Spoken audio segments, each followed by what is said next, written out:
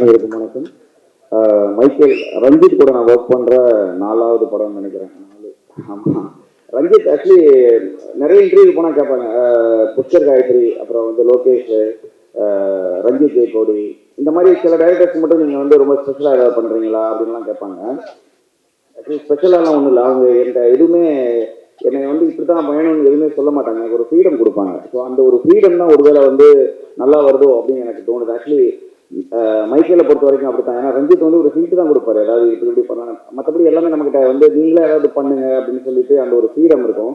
So அது நான் சொன்ன எல்லா டைரக்டர்ஸ், லோகேஷாக இருக்கட்டும், இல்லை புஷ்கர் காயத்ரியாக இருக்கட்டும், கார்த்திக், நிறைய பேர்கிட்ட, எல்லா டைரக்டர்ஸ் நான் ஒர்க் பண்ண நிறைய டைரக்டர்ஸ் கிட்ட இருக்கும். அப்படி மைக்கேல் வந்து அதோட ட்ரெய்லர் பார்த்துட்டு ஆக்சுவலி ஒருத்தர் கால் பண்ணாரு, இத்தனையுமே ஒரு பொண்ணுக்காக தான் பண்றியா மைக்கேல் அப்படின்னு. உடனே ஆமாம் சார், பொண்ணுக்காக தான் அப்படின்னு சொன்னோடனே விஷுவல்ஸ் எல்லாமே வந்து ஹீரோயின் கூட இருக்க மாதிரி வரும். ஸோ அவர் கேட்டார், ஒரு பொண்ணுக்காக இப்படி பண்ணணும் அப்படிங்கிறது அது மட்டும் தூக்கிக்கலாமே அப்படின்லாம் என்கிட்ட சொன்னாங்க.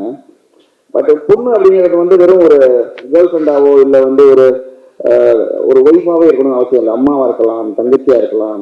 ஸோ ஏன் நான் எதுக்கு சொல்ல வரேன்னா, இந்த படம் வந்து ஒரு முழுக்க முழுக்க ஒரு அம்மா சென்டிமெண்ட் உள்ள ஒரு படம்னு சொன்னால் யாரும் நம்ப மாட்டாங்க. அதான் உண்மை. இந்த படத்தில் வந்து அவ்வளோ எமோஷன்ஸ் இருக்குது. ரஞ்சித்தோட ப்ளஸ் அதுதான். அவருடைய ஃபர்ஸ்ட் படத்துலேருந்து பார்த்தீங்கன்னா எல்லா படத்துலையுமே எமோஷன்ஸ் இருக்கும். நீங்கள் உலகத்தினுடைய எந்த மிகப்பெரிய படமாக இருந்தாலும் சரி, டைட்டானிக்காக இருக்கட்டும், இல்லை வந்து அவதாராக இருக்கட்டும், எந்த ஒரு படமாக இருந்தாலும் அதில் வந்து ஒரு எமோஷன்ஸ் இல்லை அப்படின்னா அந்த படம் ஓடாது. இது வந்து நான் என்னுடைய அறிவுக்கு நான் சொல்கிறது, இது எமோஷனலாக எந்த படமும் ஓடுனதா இது வரைக்கும் சரித்திரமே கிடையாது. அதாவது எப்படின்னு கேட்டிங்கன்னா, ஒருத்தர் எப்படி சாகரான் பாரு அப்படின்னு ஒரு படம் பார்க்கறது வந்த விட இவன் செத்துறக்கூடாது அப்படின்னு படம் பார்க்கறது தான் ஜெயிக்கும் அப்படின்னு நான் நம்புறேன். ஸோ இந்த படம் அப்படி தான். மைக்கு ஃபுல் எமோஷன்ஸ் இருக்கும், ஃபுல்லாக எமோஷன்ஸு.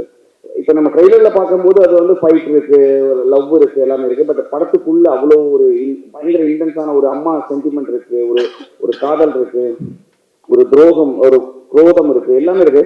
ஸோ இந்த படம் உங்களை வந்து ரொம்ப உங்களுக்கு திருப்திப்படுத்தும் அப்படின்னு நான் நம்புறேன். என்னோட மியூசிக் ஆக்சுவலி என்னன்னா, இந்த படத்தில் நிறைய ஒர்க் பண்ணியிருக்கோம். லாஸ்ட்டு ஆக்சுவலி முந்தானத்து வரைக்கும் நம்ம ஒர்க் பண்ணோம் இந்த படத்துக்கு.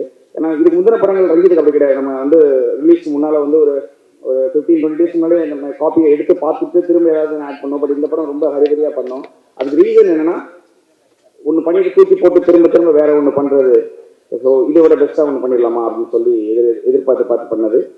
ஸோ அப்புறம் தேர்டு வந்து எனக்கு இன்னொரு படமும் ரிலீஸ் ஆகுது, 2 வீரன்.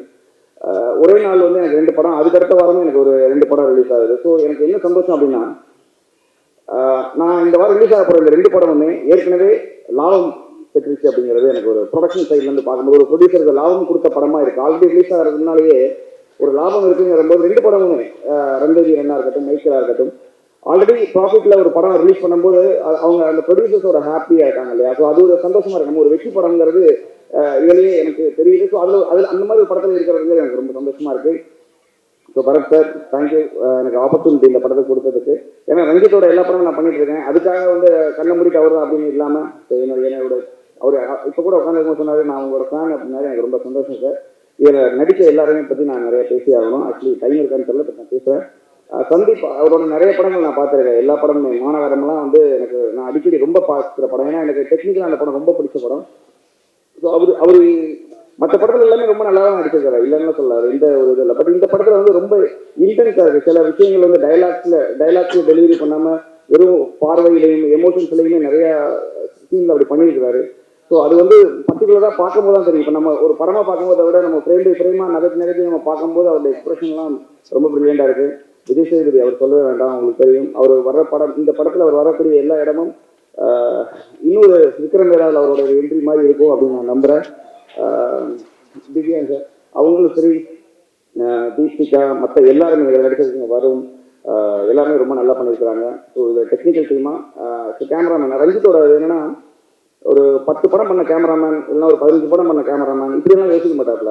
அவர் கூட இருந்து அவரோட டேஸ்ட்டுக்கு ஒர்க் பண்ணுற மாதிரியான ஒருத்தர் பார்ப்பாரு.